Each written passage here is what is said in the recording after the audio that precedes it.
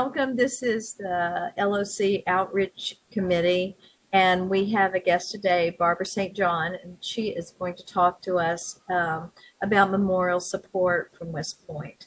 And the Outreach Committee, Jean and Jenny, would you like to introduce yourselves? Jean, you're first. Okay. I'm Jean Hoagland. I am the Outreach Committee leader right now, and I am down here in the Washington, D.C. area, and happy to be here. I'm Jenny Lennox. I'm an outreach committee member, and I send the condolence card from the ladies of the class to the widow or the widower. And that's my function. Thank you, Jenny, and thank you, Jean. And so this is just our subgroup of our ladies of the class LOC of 77. So Barbara, please go ahead with your presentation, and we might stop after each section to ask some questions. Okay, that sounds great. First, I want to thank you for having me. As Pam said, my name is Barbara St. John, and for the past 5 years, I have had the privilege of managing the Betty Dietrich Memorial Services program at West Point. If you're lucky enough to never have attended a funeral at West Point, Mrs. Dietrich buried her husband, a Major General class of 43 January in 2007. And she felt as though afterwards that there should be an easier way for people to be able to come to West Point and have all the resources that they may need in case they're not very familiar with West Point and having a funeral there. So we, in a snapshot, we provide the resources if you need hotels, restaurants, reception areas, bagpiper, but more importantly than that, we will escort the procession onto the installation. And what that does is eliminates the need for a family or guest to have to stop at the visitor center and possibly have to get delayed and miss the funeral, because if there's a long line at the visitor center and it's like going to the DMV, unfortunately. But so we escort the guests through the installation, and it gives us the opportunity to really highlight West Point, and it gives the guests the opportunity to be surrounded by 222 years of strength and history that is West Point, and kind of take it all in. We go at 15 miles an hour, and we do that with intention because people can see the plane as we pass by where their loved one might have taken their oath, or they're driving along the roads where they marched on. And so it's very it's a visceral feeling that people get when they come to West Point, especially if it's for the very first time. And so we want to support the families, whether they're a legacy family, whether it's their very first time at West Point. We want them to all know that they are a part of the Long Gray Line, whether it's their first day or they've been, embracing it for, their whole lives. And thanks to Mrs. Dietrich, we have now done over 1,600 funerals, and we literally support thousands of people every single year. And yes, our job is hard, but it's also abundant with appreciation. And to be able to help someone at their lowest point and know you make a difference in their lives and in that day, it makes us anxious to get on the phone and call the next family that is going through the same situation. And despite all of that and our anxiousness to serve, we are still happy to be the very last person that anyone wants to have to call, because that means somebody's died. And so we're good with that role. And so that's kind of the shortened version of what memorial support is and what it was designed as at West Point. There are other things that we do for outreach when people are not being buried at West Point. We have a commemorative condolence card that we present to those families of grads that are being buried at West Point. But we also are able to mail those if somebody in the class or somebody lives locally to where a funeral is going to be, whether it's in Arlington or somewhere else. and we can mail those cards, and it is then presented on behalf of the class and the entire Long Gray line. So, so that's kind of what we do at AOG. As a class and as committee members, what you can do is help us spread the word. Even after 1,600 funerals, people don't realize the program exists. And oftentimes we'll call somebody and they'll be like, oh, well, I think we're okay. And then we'll say, well, why don't you tell me what you've planned so far? And maybe I can fill in some holes. And by the time we're done, they're always like, I'm so glad you called, you know, and we're so glad to have this here. And it's not just all on us. There's somebody that's going to guide us through the process. And so when somebody chooses West Point as their final resting place, they are embraced from the time of death to our new survivor community outreach that I'm going to talk about in just a bit. So does anybody have any questions about interment or space in the West Point Cemetery? Please tell everybody there's tons of space. We just finished our expansion. They had the ribbon cutting in April. Tons of room for several decades to come. Barbara, I did have a couple of questions, and I'll just start with the last thing you mentioned. The word that travels is about the space, and that no casket funerals are being accepted right now. Is that a true statement? No. There's even before the expansion. Section 11, which is to the left of the Old Cadet Chapel, which is the chapel that's located in the cemetery, excuse me, has hundreds of spaces left. And to be perfectly honest, the majority of funerals that we do are cremated remains. And so there's very few, maybe 20 of the 150 funerals we do a year are casketed burials. And some of those are subsequent. So maybe there's one partner already here because whoever predeceases whom can come first. You don't have to wait till the grad dies. So whoever comes first, the subsequent ones go on top of. They're not side by side. They're not in a separate spot. And so there's plenty of room for casketed. When it is cremated remains, you have three choices. You can either go in the Old Cadet Chapel. There is a columbarium beneath that chapel. There is the columbarium wall that goes around the entire perimeter of the cemetery. And there's also the option to be interred underground. Okay, thank you.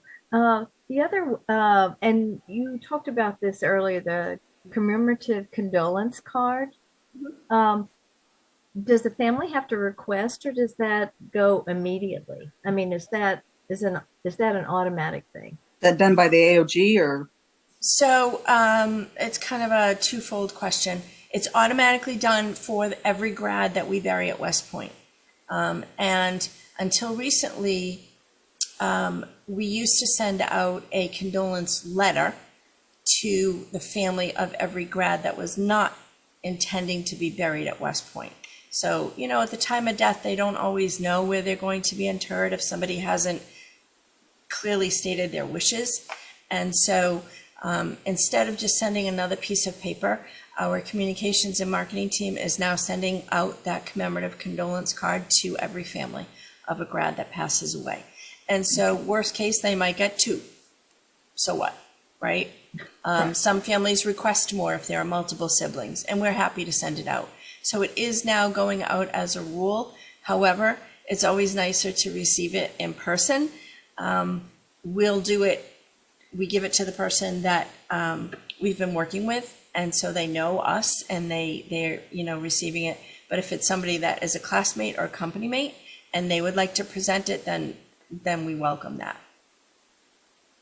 Okay. Okay. Class of 77, for I would say 99% tries to send a classmate there. Nice. So good. That could be something that, Absolutely. I have 77. I don't think I have one here at home. I have a cover of one. It looks like this, right? And then this one's not completed, but on the left-hand side, or the left, I guess, to you guys, is a message from Mark Bieger, the president of AOG. And then on the the right-hand side is the howitzer photo, and it says, "Be thou at peace," with the person's name. and it has the academy crest and the class crest. So it's nice, you know, it's a nice memento for people to take home. Oh, thank you, Barbara. Any other questions about what she's presented so far? I have a comment. I was part of the group that went from New South Post over to the Old Cadet Chapel, and it was the salute. I would get emotional. It was the people along the way. Mm-hmm. Yes, and that is something that when it happens, just like you are now, it's what people will talk about forever. And so when it's done well, it's done well. We're actually working on that with the Academy so that it is done well more consistently than it currently is. Because it resonates, you know, it really does. There are special instances where we can have a cadet group out. Sadly, when we had to bury Haley Hodgson, class of 21, she was a rugby player and she died in Germany on the Autobahn in service. And after the funeral mass, we had all of her rugby teammates rushed out and sent down to the rugby field. And we took the hearse down there. And there was not, I mean, they were standing in salute and they were all crying and we were all crying. And it's just, the family didn't know. We didn't take all 600 people that were at the funeral there. We just took the family. But it was monumental, you know, and it stayed with them. And that is a legacy family with over a dozen grads. And so it resonated. And that's the beauty of the program. We try to personalize every funeral. You know, if somebody was a runner, if somebody was a hockey player, we'll take them over to the Hall of Fame, or, you know, whatever the case may be. We'll even try to get the superintendent's representative to be from that department if they worked there. And so however we can personalize it, we're very, very fortunate that AOG supports this program wholeheartedly. And there's nothing that they say, oh no, Barbara, you can't do that. They're just do it, you know, embrace these families. And, you know, if we can take them out on a grad insider tour, we do that whenever that's possible. And so whatever somebody can think of, we try to accommodate. It's a wonderful program. Yes. Very nice. Thank you. So, all right. So the next thing we can move on to is actually the first thing that everybody should do. And that is our pre-planning checklist. And this kind of evolved over the last 5 years of me having one-on-one conversations with grads and their spouses or partners, and wanting to then create a tool that was available for grads. And when I brief this, I see people shaking their heads and they're like, oh yeah, I started that, and we got a book and we've got a box. And I'll say that even in the phone calls, they say, oh yeah, I know where my DD214 is. And I'll say, okay, well, where is it? And they'll say, it's in my safe. Okay, who has the combination to the safe? Oh, you know, or who has the list of passwords? And, you know, and so even if you do have something that is similar to a pre-planning checklist or a box, I would encourage everybody to go online, and we have the opportunity for you to either get a hard copy mailed to you and it comes with a binder. We'll mail that free of charge. Or you could go online and actually download it to your own computer and save it. You've got one there. That's the binder. There it is. Okay, good. And then I've got a copy of the pre-planning checklist here too. And so there are things in it. And this came from a lot of focus groups that gave us the insight. These are people that are walking this path already, and what their partners did before that helped them, and what they didn't do, which caused more stress. And for anybody who is on that path or has been on that path can attest to the statement that anything you can do to pre-plan, whether it's writing down what your vision is for your very last day and what you want that to look like. Is it a service where you live? Is it a wake where you live? Is it a chapel service at West Point followed by a service at West Point? Is it both? Because you can do both. But people don't know what to do if you don't tell them what you want them to do.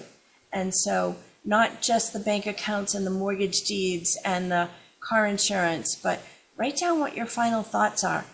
And it's not easy, and it's not going to be done in one day. But if you start with a love letter to your partner and to your children, and maybe to your mentor that meant so much to you throughout your life and guided you through principles that you learned from them, write that down. Or when you're in the car, hit the voice recorder button on your phone. We all have phones. They all have voice recorders. You could do it in an email. You could do it on the recorder app. You could do it in your notes app. Just hit record and start talking. And then you can transcribe it later. You could just send that video to somebody that you want to have it, but they know. And they know that you want to be casketed. You don't want to be cremated. Or that your partner wants to have a casketed burial, but you want to be cremated. And all of that is fine. But if they don't know, they can't do it. And when somebody dies, and we see this a lot, we see it sometimes with a second marriage, and they're not married to their new person, but that new person may have been the love of their life for the last 30 years. If they're not married, they're not next of kin. If it's not written down what your wishes are, they have no rights. And if there's an estranged member of the family, that might be the eldest child or the previous, not the previous wife, because they wouldn't be the next of kin, but you just need to write it down, and you need to write down who you want as your designated point of contact to make those arrangements for you. And when somebody dies, there's so much paperwork to do that this doesn't need to be one more thing. Write your obituary, write for grads, write your memorial article, and just put it in the book, because everything you do is one less thing that somebody else needs to do. Do you hate flowers? Do you love bagpipers? We had a funeral for Kitsy Westmoreland, and they said to me, "Can we play music?" And I said, "Sure, you can play music." They took out 8 or 9 guitars and banjos, and they started singing and playing When the Saints Go Marching In, and they danced on her gravesite because that's what she wanted. And so, as crazy as that sounds, they were fulfilling her last wish, you know? And so we've done some things like that. We've had music, we've had live music, we've had grandchildren sing. We've had people sing Amazing Grace as the urn is being placed into the wall. And so it's the difference between what we do at West Point and what you can do in other cemeteries. I'm not sure what they can do at other veteran cemeteries. I know that for all of the beauty that is Arlington, you get your time and that's it, right? And so there's none of this, right? And so that's a difference that we are able to provide at West Point. None of it is better, or it's just different. But, you know, other smaller cemeteries that aren't Arlington and aren't West Point may also offer the same opportunity. But unless you write it down, unless you tell somebody what it is that you want, they don't know. And so we've got this checklist, and I encourage everybody to at least read it, and you might find 1 or 2 things that you hadn't thought of. So, any other questions about pre-planning? Even after you get the binder and the checklist, I still am doing phone calls with grads and their partners because they still have questions. So I'm happy to do that too with people one-on-one. Good. Thank you. All right. So now we can move on to the third phase of memorial support, which is brand new. It was just launched prior to Leaders Conference. Along with our new redesign of the website, the memorial support pages on the website. And that is called the Survivor Community Outreach on Sallyport. Is Class of 77 on Sallyport? Yes. Yes. Excellent. And our ladies of the class, if they're a representative of a company or regiment, they are also on Sallyport. Outstanding. That is wonderful. I wish more groups would do that. You know, Sallyport is still vastly unfamiliar to people, but if you think about it as kind of a Facebook page, it kind of frames it for people and gives them a little bit better of an understanding. grads are automatically uploaded into Sallyport. If they have activated their profile, they'll be able to go on there on the Class of 77 page. If your spouses are on there as a group, they're able to go on and activate. When there is a death, the grad comes off of Sallyport and the surviving next of kin is automatically added.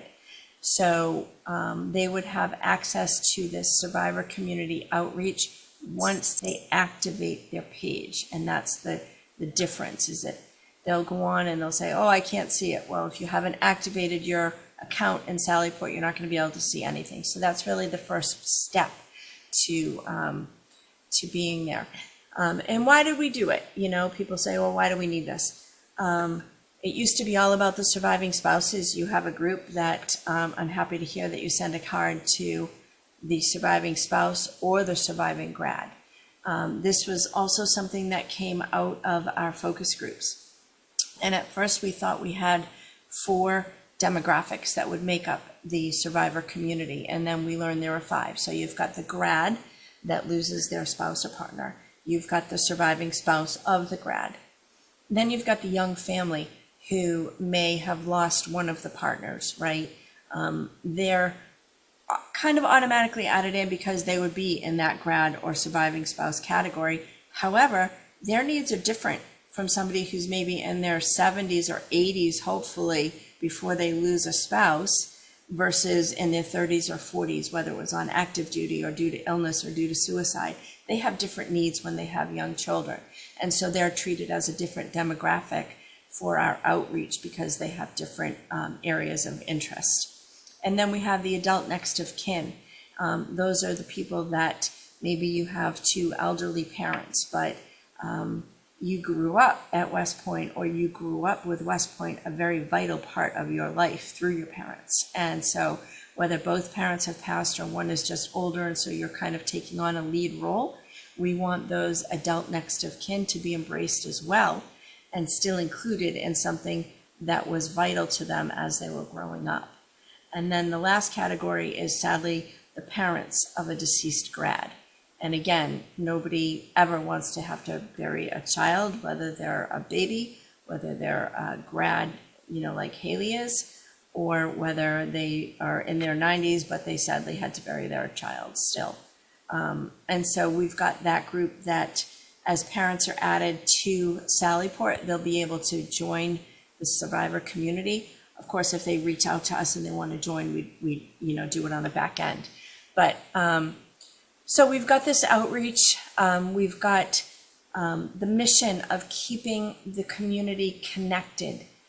They have 2 unique bonds, and that one being West Point and the other being loss. And so how do we keep those people connected after the loss, and how do we embrace them and help them get through those early days or early years or 10 years down the line through that loss, right? How do we connect those people? Another thing we learned from our focus group is there cannot be enough conversation. There cannot be enough outreach. There is, however, a way to manage that outreach. And so one surviving spouse said, you know, I got all these emails from my husband's classmates and it was wonderful.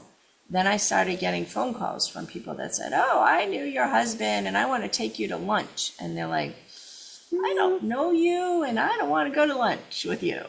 And so for those in the survivor or any care coordinator role or committee member, we would say to you, gather those well wishes and collect them.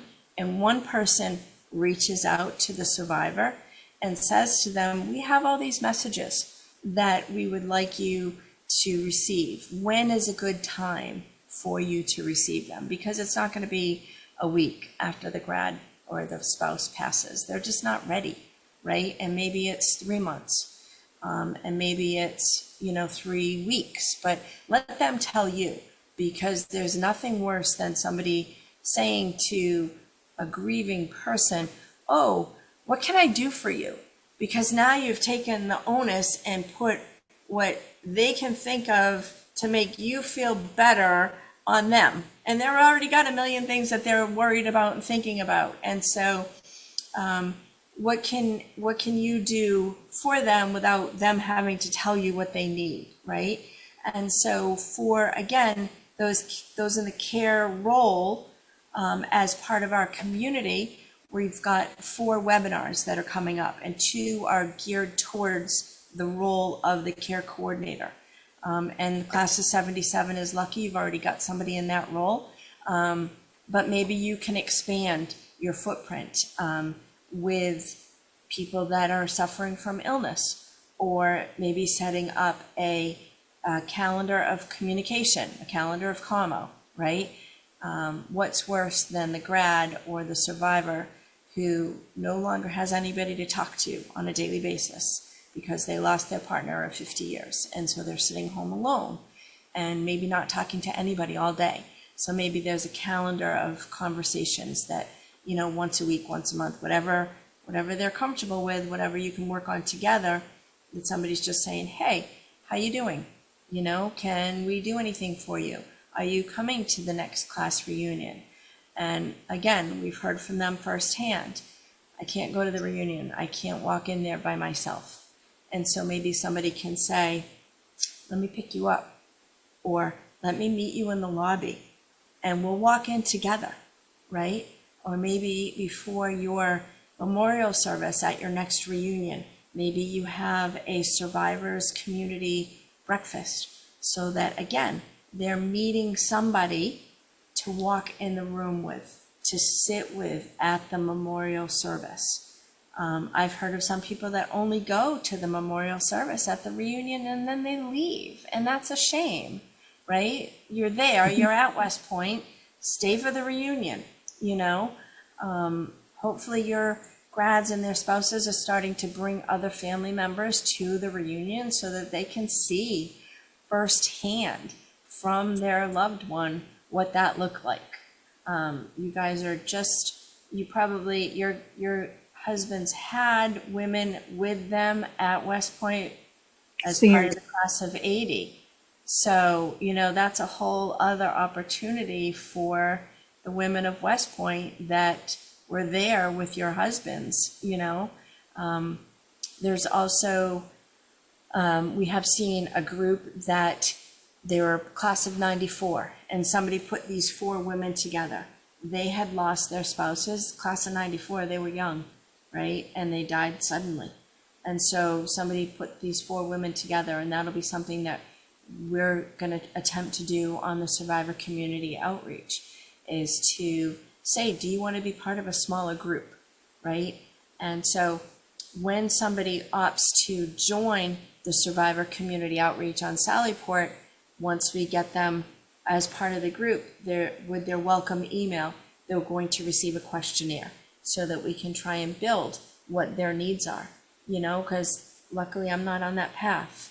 And so we want to know what we can do for them, what would help them, right? Is it companionship? Is it friendship? Is it coffee? Is it a text person that they can reach out to, in the middle of the night with their oh my God, I can't get out of bed, right? Is it grief counseling?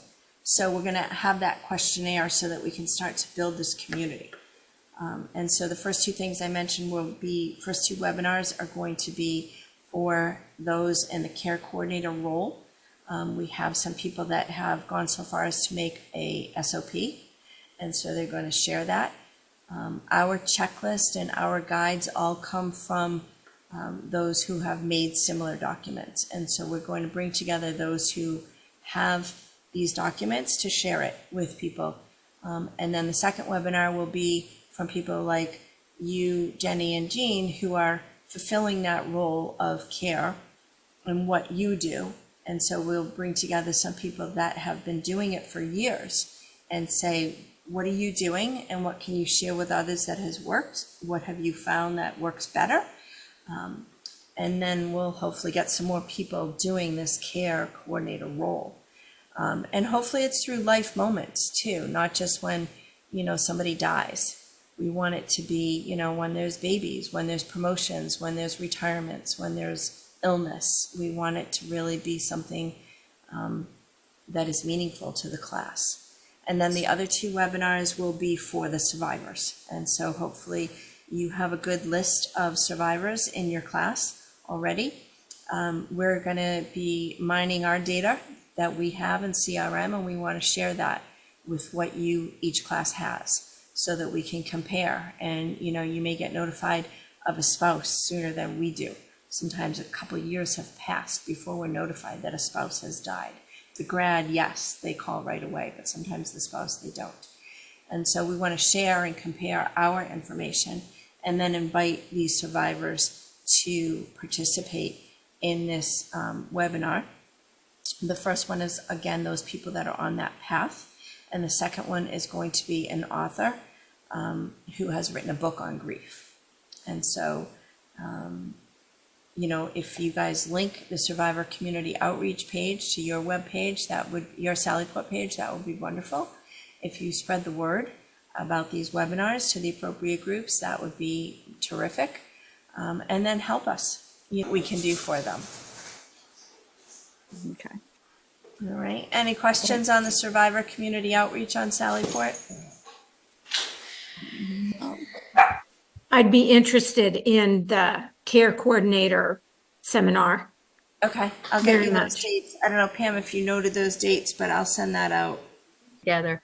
Thank you, Barbara, for sharing with us today. And we really appreciate everything that you do, memorial support and the AOG to support the classes and the society. But thank you so much. You're welcome. Thank you for having me. And if anybody has any questions, if I'm sure you have my contact information, we can share it. And I'm always happy to help. Thanks, Barbara. Thank you, Barbara. Okay.